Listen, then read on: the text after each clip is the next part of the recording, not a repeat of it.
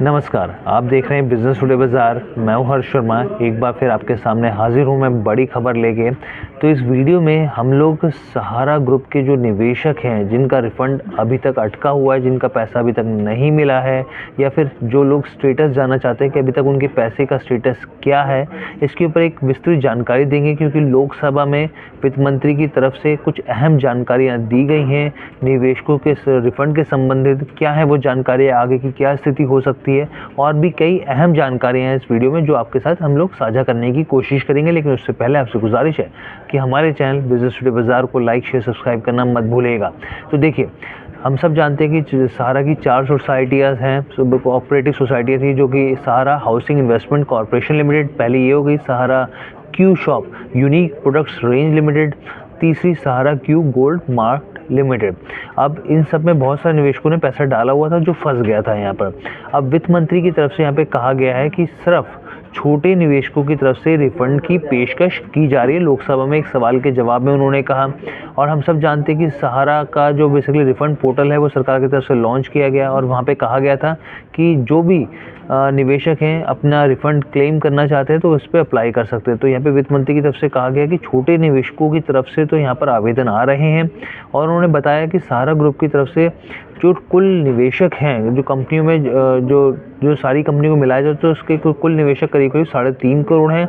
और अब तक 19,650, जी हाँ 19,650 लोगों ने रिफंड के लिए दावा किया। अब सोचिए कितने बड़े निवेशक है, 3.5 करोड़, और उनमें से 19,650 लोगों ने रिफंड के लिए अप्लाई किया है। अब कितने लोगों को अभी तक रिफंड मिल चुका है, तो वित्त मंत्री की तरफ से, निर्मला सीतारमण की तरफ से इसका भी जवाब मिला लोकसभा में। तो अब तक करीब 17,250 दावों का निपटारा किया गया है। जिनका रिफंड फंसा हुआ था उनका रिफंड वापस लौटाया गया है यहाँ पे।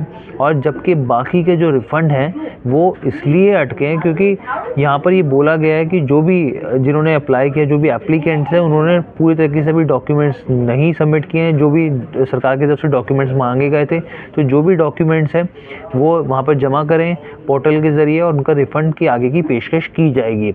अब यहाँ पर कुछ और चीज़ें भी बताई गई यहाँ पर जिसको आपको बहुत गौर से समझना चाहिए। लोकसभा के सवाल में जो सवाल पूछा गया वित्त मंत्री की तरफ से, वित्त मंत्रालय से पूछा गया जो सवाल, उसमें कहा गया कि सहारा ग्रुप की जो कंपनियां हैं, अभी सभी निवेशक जो हैं यहाँ पे, बहुत सारे निवेशक जो है वो रिफंड का दावा अभी तक क्यों नहीं कर रहे हैं। क्योंकि मैंने जैसे आपको बताया था कि इतनी बड़ी संख्या है निवेशकों की, उसमें से महज चंद लोगों ने यहाँ पर रिफंड के लिए जो है वहाँ पर अप्लाई किया हुआ है। ऐसा क्यों किया हुआ है?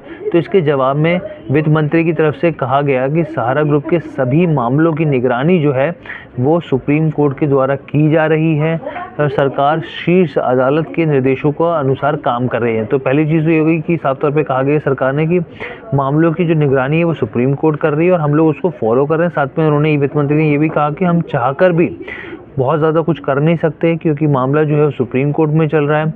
और साथ ही उन्होंने ये भी कहा कि हम लगातार जो भी रिपोर्ट्स आ रही हैं वो सुप्रीम कोर्ट में जमा कर रहे हैं। लेकिन यहाँ पे एक अहम बात वित्त मंत्री की तरफ से कहा गई है कि सीरियस फ्रॉड इन्वेस्टिगेशन ऑफिस यानी कि SFIO की तरफ से यहाँ पे मामले की जांच चल रही है। क्योंकि देखिए बहुत सारे ऐसे इन्वेस्टर्स जो अभी आज तक सामने निकल कर आए नहीं है इस मामले में, क्योंकि बहुत सारा पैसा जो है वो अभी भी ऐसा है जो सहारा ग्रुप का जो निवेशकों का पैसा इसमें बचा हुआ दिखता है यहाँ पर, क्योंकि अच्छा खासा रिफंड बनता है और करीब 3.5 करोड़ निवेशक है। तो ऐसे में बाकी का एप्लीकेंट कहाँ है जो कि इसके लिए आवेदन कर सकते हैं। तो उसकी जो जाँच है, कि मे भी हो सकता है कि ये 2 नंबर का इसमें भी पैसा डला हुआ हो, तो उसकी जाँच की जा रही है। और SFIO इस पूरे मामले की डिटेल जांच कर रही है। उसके बाद वो रिपोर्ट जो है वो साझा करेगी, और जैसी वो रिपोर्ट साझा करेगी, पूरी डिटेल एनालिसिस करेगी, तो उससे तस्वीर साफ होगी और सरकार फिर आगे की कार्रवाई करेगी।